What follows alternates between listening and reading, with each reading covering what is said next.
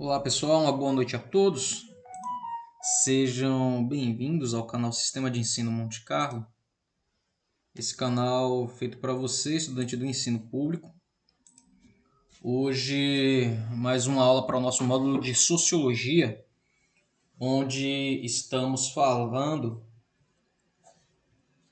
onde estamos tratando, na verdade, sobre os tipos de sociedade. Na aula anterior, nós falamos sobre as sociedades primitivas. E hoje nós vamos falar sobre as sociedades escravistas, tá?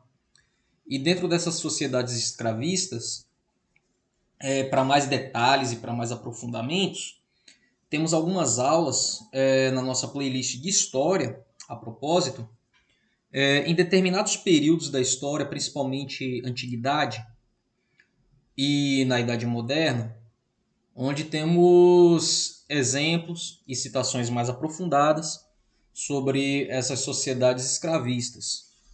Vale a pena dar uma passadinha lá, dar uma olhada. E eu vou dar algumas citações e, como eu posso dizer, fazer algumas observações sobre essas aulas que você vai buscar lá na nossa playlist para essa possível revisão, tá bom? Hoje vai ser algo muito sucinto, muito dinâmico e breve, para que nossas aulas do sistema de ensino Monte Carlo não fiquem repetitivas. Por quê?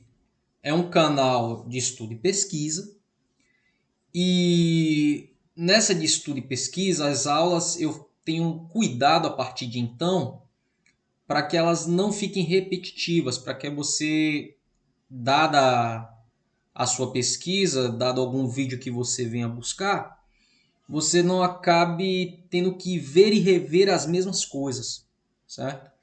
Então, como estamos falando de matérias paralelas, a base do canal Sistema de Ensino Monte Carlo é História, mas dado a isso eu agreguei algumas outras matérias como Sociologia, Geografia, Filosofia, e são matérias adjuntas, são matérias que elas bebem uma das fontes da outra.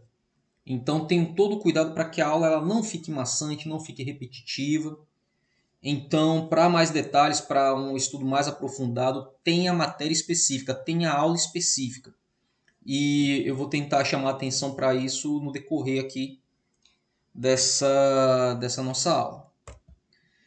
Então, afirmar que existem trabalhadores submetidos à escravidão significa dizer que há seres humanos obrigados a executar trabalhos forçados sem receber nada em troca. Homens e mulheres que são tratados como coisa ou objeto. Tá?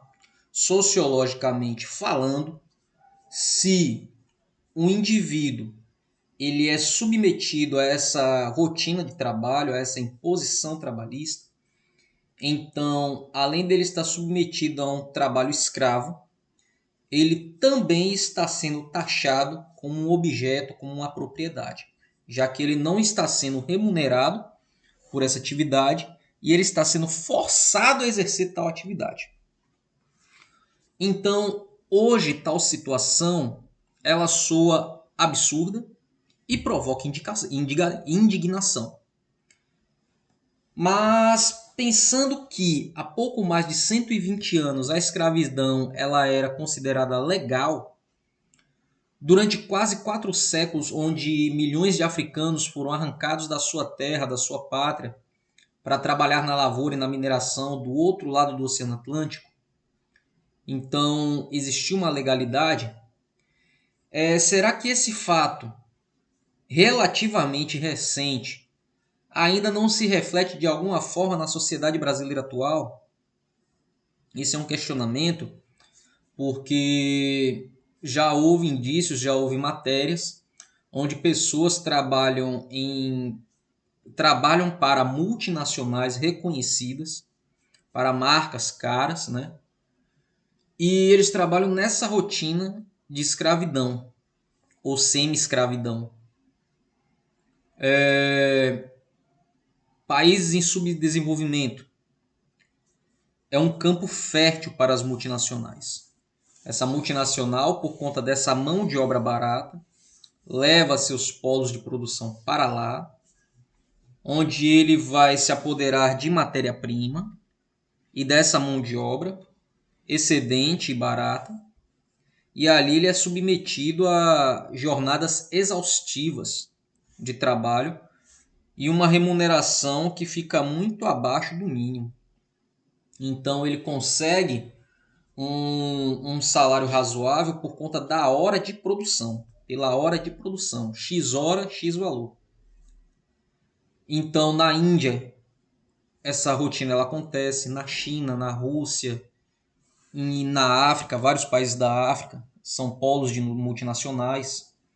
Não posso citar aqui para não tomar um strike do YouTube, mas basta fazer uma pesquisa nos jornais e nos periódicos que existem várias matérias onde essas multinacionais, de forma direta ou indireta, ela acaba escravizando essa mão de obra excedente.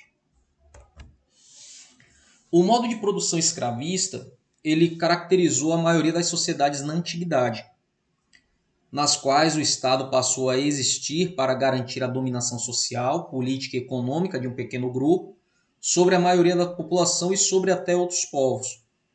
Esses outros povos é que, derrotados em guerra, já que eles eram espólio de guerra, eram submetidos à escravidão e automaticamente se tornavam responsáveis, através do seu trabalho, pela produção da riqueza, e essa riqueza era desfrutada pela classe dominante. E essa classe dominante ela era formada principalmente pelos proprietários de terra e grandes comerciantes, que eram assim, essa mão de obra ela era absorvida por essa elite minoritária. Outro exemplo da antiguidade foi o caso das cidades-estados de Atenas, na Grécia Antiga, onde o trabalho dos escravos permitiu o desenvolvimento político e cultural das polis, e essas polis eram governadas por uma minoria de cidadãos proprietários e do Império Romano, em que a riqueza dos patrícios somente se tornou possível graças a essa mão de obra e ao imenso contingente de escravos que existiam. E esse excedente de escravos, né, que vão ser reaproveitados, por assim dizer, no comércio atlântico, no período das grandes navegações, quando vai se necessitar de mão de obra para trabalhar aqui no processo colonial da América como um todo. E como o desenvolvimento social, político e econômico na Europa e na África ele já estava por se desenvolver, então essa mão de obra ela já estava perdendo até utilidade, essa mão de obra escrava. Então ela ganha um fôlego a mais no período das grandes navegações. E é quando essa mão de obra escrava ela vai ser muito mais submetida a esse sistema. E isso até quase fim do século XIX. O Brasil, infelizmente, foi o último país a de forma obrigatória, abolir.